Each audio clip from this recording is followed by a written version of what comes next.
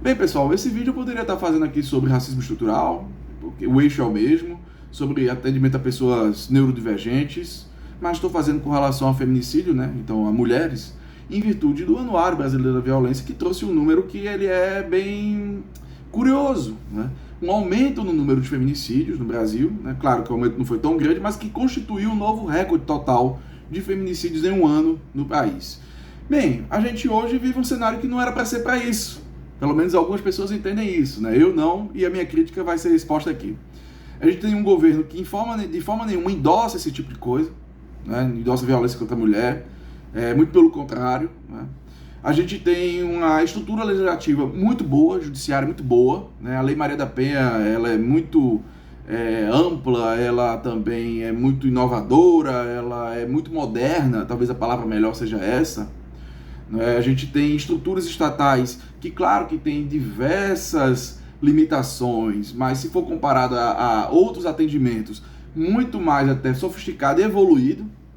Então você tem, vou dar um exemplo aqui, você tem mais delegacias de violência contra a mulher do que delegacias de homicídio, né? Então isso aí a gente já tem um ponto, não é? E mesmo assim a gente assiste a um aumento dos feminicídios. Por quê, Pedro? Por quê? Né? Foi questionado, inclusive, pela minha própria esposa disso aí. E ela perguntou depois, na sequência, o que fazer, né? Qual a minha opinião do que ela entendeu que poderia acontecer. Eu dei uma resposta que ela não gostou muito. Eu falei, nada. Vocês vão entender o porquê esse nada, certo? Nada dentro do que já vem sendo feito. As limitações, tipo assim, o teto que a gente pode fazer com relação à legislação, prestação estatal direta, a gente já está alcançando. Então a gente vai ter que ir para soluções mais complexas e que são mais rentáveis, mas que são mais difíceis de se realizar. Muito mais do que você construir uma lei, por exemplo, boa, ótima, é você elaborar um projeto nacional para o povo brasileiro. Tá faltando isso. Quer dizer, do lado de cá tá faltando isso. Do lado de lá, não. Do lado de lá eles têm uma ideia muito clara, querem fazer o Brasil algo similar ao Afeganistão. E eu não estou falando de pobreza ou miséria, não. Estou falando com relação à forma de vivenciar, né? Forma de se relacionar um com os outros, né? Inclusive de lidar com a religião. Mas aqui no Brasil a gente está muito focado na questão do preço do café, do ovo, né? Achando que isso é a nossa contraprestação, né? E isso é muito pouco. A gente tem que mexer com relação à questão do trabalho, por exemplo. Escala 6 por 1 tem que terminar. Como é que a família vai trazer amor a uma criança de forma expressiva, de forma eficaz, né? Conviver, ter tempo de qualidade, ter tempo de quantidade também, né? Se os pais têm que trabalhar de segunda a sábado, né? Até às 18 horas, fora o horário de deslocamento. Cadê os avós, por exemplo, com relação a isso? Não é? Que esses avós que estão tendo que se aposentar cada vez mais tarde de forma mais precária. Cadê as escolas em tempo integral e não apenas em tempo estendido?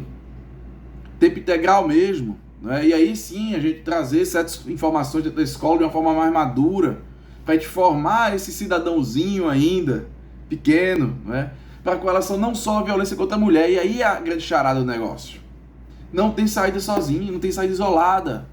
Não tem como resolver a questão do feminicídio com a sociedade brasileira tão norteada ainda para a violência. Não dá. Não tem como a gente salvar, ou salvaguardar, essa palavra salvar é meio pejorativa, mas salvaguardar mais as mulheres brasileiras se a gente não estiver fazendo o mesmo com os negros, com a população LGBT, com os indígenas, com as crianças, com os idosos, com os neurodivergentes.